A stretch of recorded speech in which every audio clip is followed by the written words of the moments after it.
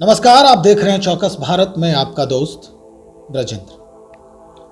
आज हमारी खबरों के फहरिस्त में एक खबर ऐसी भी है जो प्रधानमंत्री के अभिभाषणों पर केंद्रित है।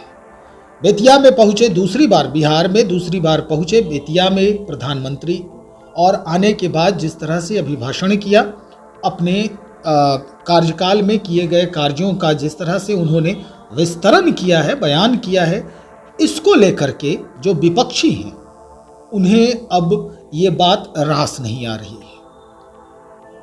विपक्षियों का साफ तौर पे ये कहना है कि भाई बिहार की स्थिति क्या है, नरेंद्र मोदी को ये समझने की जरूरत है। बिहार में जातीय गणना पर, जातीय सर्वे पर बात होनी चाहिए थी, अन्य जगहों पर जातीय सर्वे कराने की बात होनी चाहिए थी, दलित, पिछड़े, वंचितों पर बात होनी चाहिए थी, दलितों की बात होनी चाहिए थी, जो आदिवासी मूल के लोग हैं उनके विकास के बारे में चर्चा होनी चाहिए थी, क्योंकि देश के प्रधानमंत्री अभिभाषण कर रहे हैं। और अगर व्यक्तिगत प्रहार पर समय जाया किया जाए तो ये सर्वथा अनुचित होगा। लेकिन इस अभिभाषण को लेकर एजाज अहमद, जो राष्ट्रीय जनता दल के प्रबुद्ध प्रवक्ता हैं, वो क्या कुछ कह रहे हैं वो सुनिए। देखिए, प्रधानमंत्री जी कल बेतिया है, लेकिन जातीय गणना के संबंध में पिछड़ा समाज, अति पिछड़ा समाज, शोषित, वंचित, दलित, आदिवासी के सामाजिक और राजनीतिक उत्थान के संबंध में कोई बातें नहीं कही। उन्होंने जिन बातों का उल्लेख किया वो बातें समाज और समाज के हित में नहीं है। उन्होंने जिस तरह से व्यक्तिगत राजनीतिक हमले किए, यह स्पष्ट करता है कि उनकी कहीं ना कहीं जो समाज के शोषित हैं, वंचित हैं, पीड़ित हैं, दलित हैं, आदिवासी हैं, जो पिछड़ा समाज है, अति पिछड़ा समाज है, उसको हक और अधिकार देने के प्रति ना तो केंद्र सरकार की चिंता है, ना ही बिहार सरकार की चिंता है। नहीं तो जिस तरह से महागठबंधन सरकार ने जातीय गणना करा करके आंकड़ों के साथ जो बातें सामने रखी हैं और जिस तरह से 75% आरक्षण की व्यवस्था की गई है, उस संबंध में केंद्र सरकार के द्वारा चुप्पी साधा जाना या बिहार सरकार के द्वारा इसके क्रियान्वयन की दिशा में कोई कार्रवाई नहीं किया जाना स्पष्ट करता है कि नरेंद्र मोदी की सरकार पिछड़ों, अति पिछड़ों, दलित, आदिवासियों, शोषितों, वंचितों को हक और अधिकार के प्रति चिंतित नहीं है। नहीं तो कल बेतिया की सभा में इन वर्गों के सामाजिक राजनीतिक उत्थान पर चर्चा करते हैं।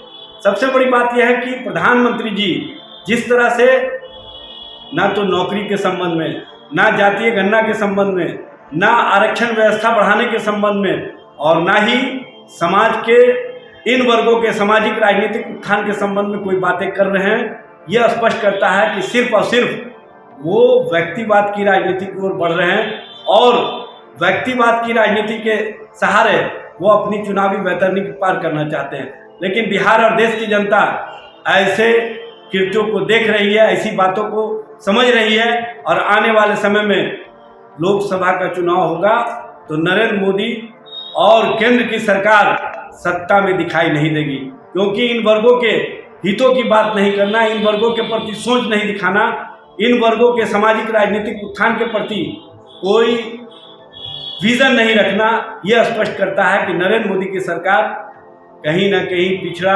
दलित, आदिवासी, शोषित, वंचित के साथ उनके हक और अधिकार के प्रति चिंतित नहीं है।